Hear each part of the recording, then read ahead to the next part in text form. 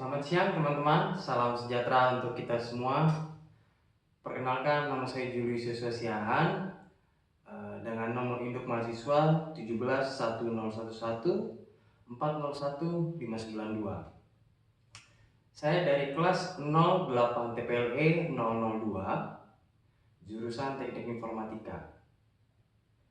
Tujuan dari pembuatan video presentasi ini adalah sebagai salah satu syarat untuk kelulusan mata kuliah etika profesi dengan dosen pengampu Ibu Intan Kumalasari.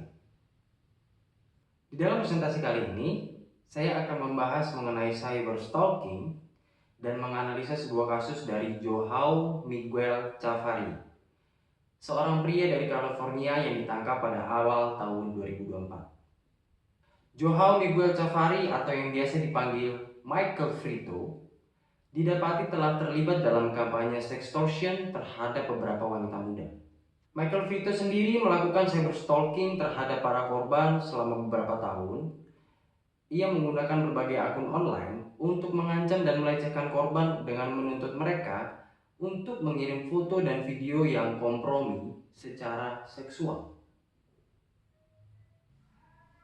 Chavarri mengancam akan menyebarkan data yang ia peroleh jika para korban tidak memenuhi tuntutannya.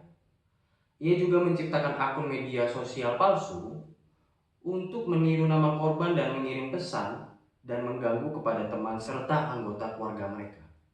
Salah satu pesan yang ia kirimkan kepada beberapa korban melalui Instagram menyatakan bahwa ia menghabiskan seluruh hidupnya untuk menghancurkan hidup mereka jika mereka tidak menuruti keinginannya.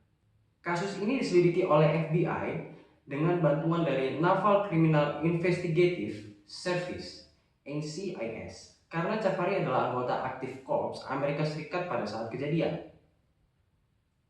Tuduhan cyberstalking yang dihadapinya dapat mengakibatkan hukuman penjara dan juga mencakup pengguna berbagai akun online untuk mengancam, melecehkan, dan menuntut foto serta video yang kompromi secara seksual dari para korban. Dia mengancam akan menyebarkan data tersebut secara online atau kepada teman dan keluarga korban. Penyelidikan terhadap tindakan Chavarri dilakukan oleh FBI dan NCIS. Mereka mengumpulkan bukti berupa pesan ancaman, akun media sosial palsu, dan rekaman komunikasi Chavarri dengan para korban.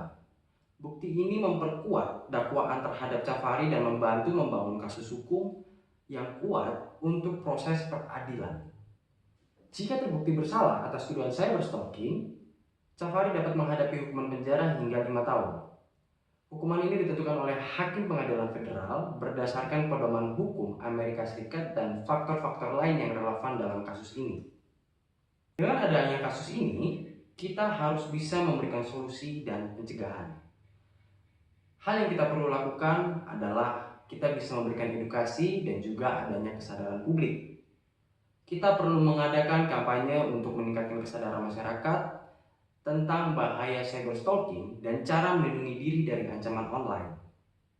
Edukasi ini bisa mencakup tanda-tanda awal cyberstalking dengan berupa cara, yaitu dengan cara melaporkannya, pentingnya menjaga privasi, dan juga kita perlu menyertakan modul pendidikan tentang keamanan internet dan etika digital dalam kurikulum sekolah untuk membekali generasi muda dengan pengetahuan tentang bahaya dan pencegahan cyberstalking. Perlu adanya dorongan penggunaan perangkat lunak keamanan yang dapat melindungi dari ancaman cyberstalking seperti firewall, antivirus, dan aplikasi keamanan lainnya. Kita juga perlu menyediakan panduan bagi pengguna tentang cara mengatur privasi di media sosial dan platform digital lainnya untuk mengurangi risiko cyberstalking dan memperkuat undang-undang yang mengatur tentang cyberstalking dan meningkatkan penegakan hukum terhadap pelanggar. Negara bagian dapat memperbarui atau memperkenalkan legislasi yang lebih spesifik mengenai kejahatan cyberstalking. Perlu juga adanya pelatihan khusus bagi penegak hukum tentang cara menangani kasus cyberstalking, termasuk cara mengumpulkan bukti digital dan mendukung korban.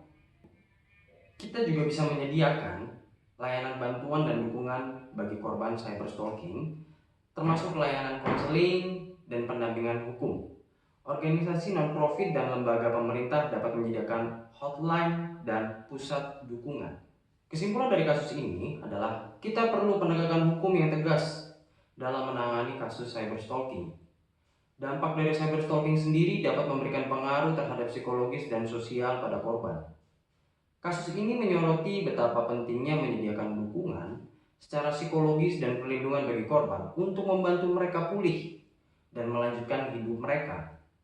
Pentingnya edukasi dan kesadaran publik melalui edukasi dan kampanye publik sangat penting untuk pencegahan. Masyarakat perlu memahami tanda-tanda cyberstalking dan langkah-langkah yang dapat diambil untuk melindungi diri mereka sendiri secara online. Kasus ini menyoroti kebutuhan akan undang-undang yang lebih kuat dan spesifik terkait kejahatan cyberstalking. Legislasi yang jelas dan penegakan hukum yang efektif dapat membantu mencegah kejadian serupa di masa depan dan memberikan perlindungan lebih baik kepada korban. Sebagai penutup presentasi ini, hal yang perlu saya sampaikan adalah dengan memperhatikan kesimpulan-kesimpulan yang sudah saya sampaikan sebelumnya, pihak berwenang, masyarakat, dan penyedia layanan teknologi dapat bekerja sama untuk menciptakan lingkungan digital yang lebih aman dan tangguh terhadap kejahatan cyberstalking. Sekian presentasi dari saya akhiri video ini dan sampai berjumpa di presentasi yang lainnya. Bye-bye.